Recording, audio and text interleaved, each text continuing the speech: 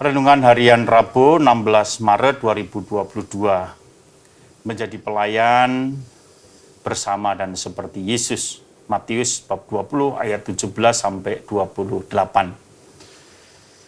Saudara-saudari yang terkasih di dalam Tuhan, di dalam sebuah komunitas ataupun masyarakat memang dibutuhkan sebuah kekuasaan. Ya, kekuasaan itu ada untuk supaya bisa mengatur, supaya kemudian komunitas masyarakat itu terarah kepada kebaikan bersama.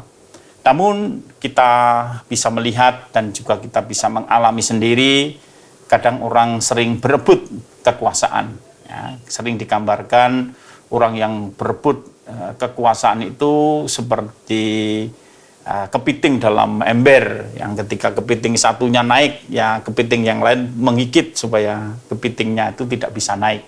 Dan atau mungkin yang kepiting di atas menginjak kepiting yang di bawahnya. Dan itulah yang terjadi di dalam dunia ini, di dalam dunia politik. Kita tahu saling menyingkirkan, saling mematikan, saling kemudian merendahkan, itu sesuatu yang biasa. Sehingga kita yang seringkali mengalami hidup bersama di dalam situasi seperti itu, kadang-kadang juga kita mengalami penderitaan karena akibat juga orang saling berebut kekuasaan, saling berebut pengaruh di dalam hidup.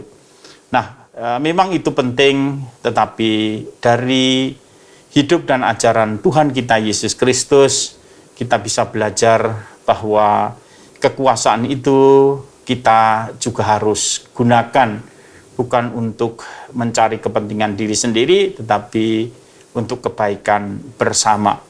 Nah, hari ini dalam Injil kita mendengarkan bagaimana Yesus mengajarkan bahwa Yesus yang adalah pemimpin kehidupan yang punya kuasa segala-galanya akan menderita, akan mati, akan ditolak, akan kemudian mati di kayu salib, namun juga dia akan bangkit.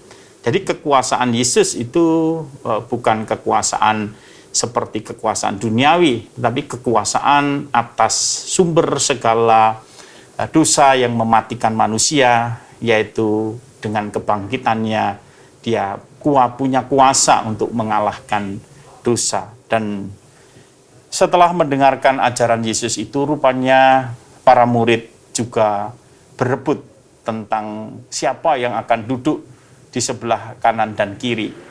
Yohanes dan Yakobus, anak-anak Zebedeus, melalui ibunya meminta kepada Yesus supaya anak-anaknya Yohanes dan Yakobus itu boleh ada di sebelah kanan dan kirinya nanti ketika Yesus dimuliakan, atau pikiran mereka mungkin Yesus menjadi pemimpin atau menjadi raja.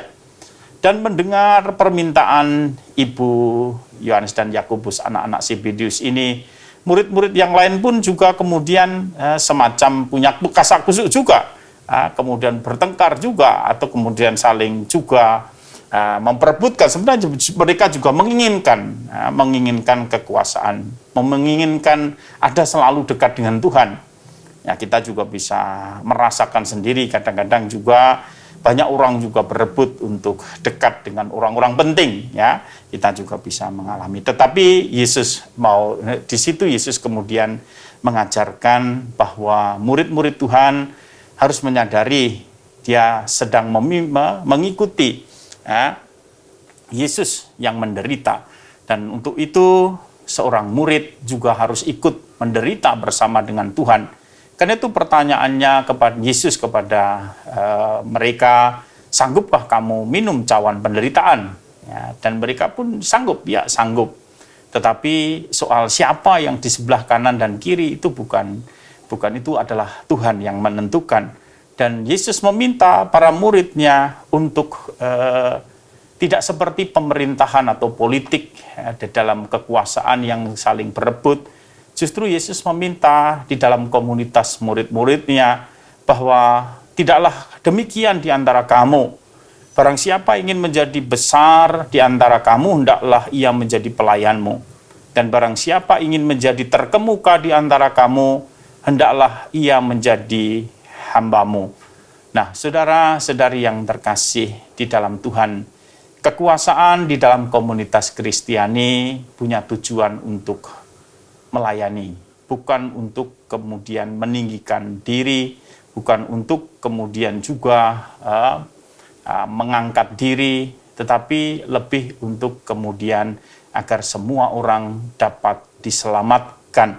Seperti Tuhan memang datang untuk menyelamatkan, Dia memberikan nyawanya menjadi tebusan bagi banyak orang. Dan kita juga di dalam mengikuti Yesus harus mengikuti jalan perendahan diri Yesus itu. Kita harus kemudian merendahkan diri, dan jalan pengosongan diri, perendahan diri itulah jalan yang menuju kepada kerajaan Allah. Jalan yang menjadikan kita dimuliakan. Orang yang meninggikan diri akan direndahkan, tetapi orang yang rendah akan ditinggikan.